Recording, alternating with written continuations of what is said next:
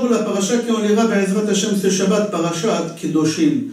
Dans notre paracha, dans Perek Yutet, Pasuk Yutret, c'est marqué là-bas, Ve'ahavta le're'acha kamocha. Aime ton prochain comme toi-même.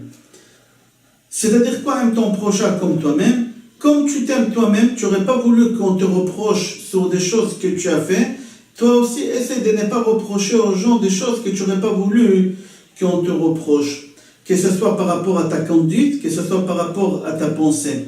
Il faut que tu juges les gens en les voyant si tu te regardes toi-même. Est-ce que tu aurais voulu qu'on te dise qu'est-ce que tu es en train de dire à l'autre? Si ça ne te dérange pas, alors tu peux dire. Parce que ça ne te dérange pas, parce que tu as envie qu'on te reprend pour que tu t'améliores. Et tu sais que l'autre aussi il est intéressé.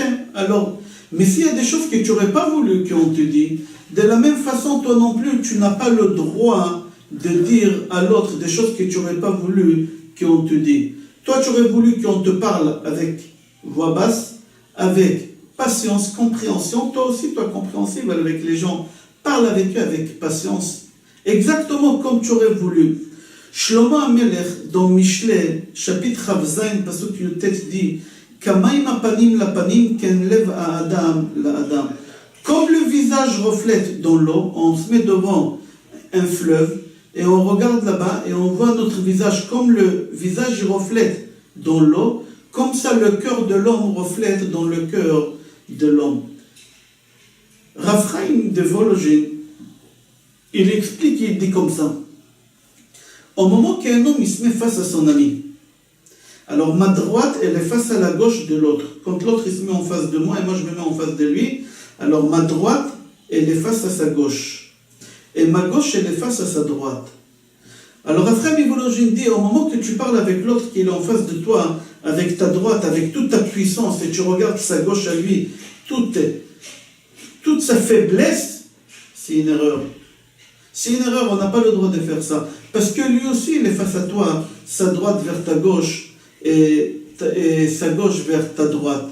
Et tu n'aurais pas voulu qu'il te parle de la même manière que toi, tu es en train de lui parler. Alors toi aussi, ne lui parle pas comme ça. Raphaël Mivologine dit, la seule manière possible que ma droite face à sa droite et ma gauche face à sa gauche, c'est au moment que je me regarde moi dans un miroir.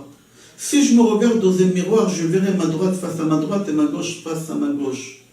C'est-à-dire au moment que je me trouve devant un miroir et je me regarde moi-même, alors je me regarde avec la même puissance de moi-même, ma droite, ma gauche, gauche. Pourquoi tu ne te conduis pas comme ça avec ton ami aussi? Pourquoi si c'est que toi, alors tu te regardes avec ta puissance et l'autre puissance qui elle est face à toi, parce que c'est toi-même et ta faiblesse avec la faiblesse de l'autre. Pourquoi tu te conduis comme ça? Raphaël Mivologine dit, comme le visage reflète dans l'eau, et la droite elle est face à la droite, comme ça aussi le cœur. Il faut que tu regardes les caractères de ton ami, les pensées de ton ami, comme si tu aurais regardé tes caractères et tu aurais vérifié tes pensées. Au moment qu'un homme il regarde dans l'eau, il voit son visage reflété là-bas. Au moment qu'il sourit, le visage il sourit. Au moment qu'il se met en colère, le visage là-bas, il se met en colère. Pour comprendre ça, le Ben Ish Chai, il raconte une histoire. Elle est un peu longue, mais je la raconterai en raccourci. Qu'un jour, il y a une fille qui habitait dans le village. C'était des gens qui habitaient sans lumière, c'était des gens très, très arriérés.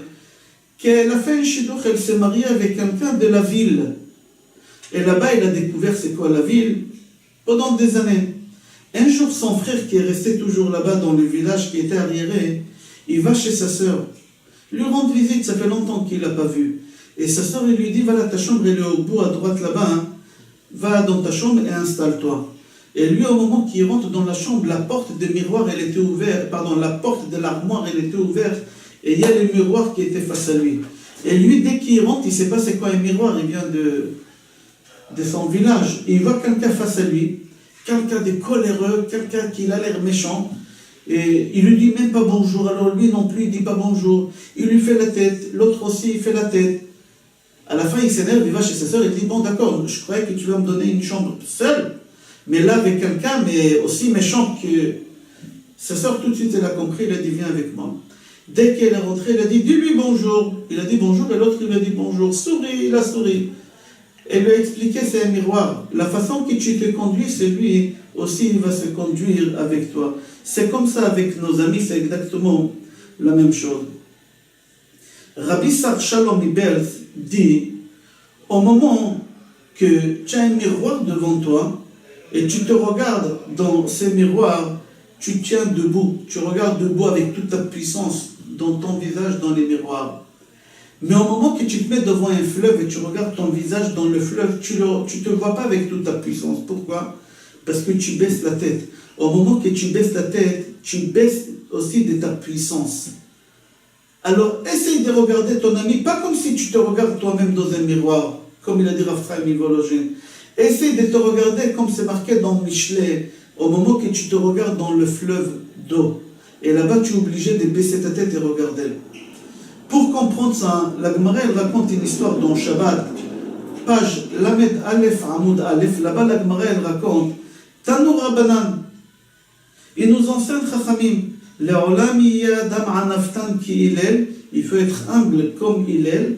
Ve'al yeh kapdan. Il ne faut pas qu'il soit rigoureux comme Shammai. Shammai, Shammai. Rav Chaim Lefkovitch Shlita pose la question, il dit est-ce que Chas v'Shalom, au moment que la Gemara parle du mal comme ça des Shammai en disant qu'ils sont rigoureux, qu'ils sont très très stricts, est-ce que Chas v'Shalom, la Gemara elle veut parler du mal d'eux? Est-ce que vraiment ils étaient aussi stricts? Non. Rav Lefkovitch Shlita dit que en réalité Shammai il n'était pas du tout aussi strict comme on aurait cru, comme la Gemara dit. Seulement, Shammai, ils ont voulu nous enseigner quelque chose. Ils ont dit qu'un homme, il doit avoir des limites à sa patience. D'accord, il faut être souriant, il faut être patient, il faut tout ce qu'on a dit jusqu'à maintenant. Mais Shammai dit qu'il y a des limites. Il y a des limites, il y a un moment qu'il faut taper sur la table et dire non. Shammai, il n'était pas aussi strict et rigoureux comme on aurait compris de la Gemara. Et la preuve, Shammai nous a laissé dans son héritage, dans Maxime de nos pères, Pirkei Avot, chapitre Aleph, Mishnah Tedvav, Ve'eve mekabel et kol ha'adam besever panim yafot. Shammai nous a laissé un héritage, il nous enseigne, il nous dit, toujours quand tu as un invité qui rentre chez toi à la maison, essaye de le recevoir avec un sourire. Pas un sourire avec un très grand sourire, tu dois le recevoir. Tu vois que Shammai il n'était pas aussi strict qu'on aurait cru. Pas du tout. Mais Shammai voulait dire qu'il y a des limites. Il y a des limites avec la gentillesse. Il y a des limites. On va continuer l'histoire de Hillel. Là, on a parlé de Shammai. Le prochain cours, le cours numéro 3, Be'ezrat Hashem, on va développer là-bas l'histoire de Hillel, une très belle histoire. Je vous souhaite Shabbat Shalom, Bracha ve'Hatzlacha et Kol Tov.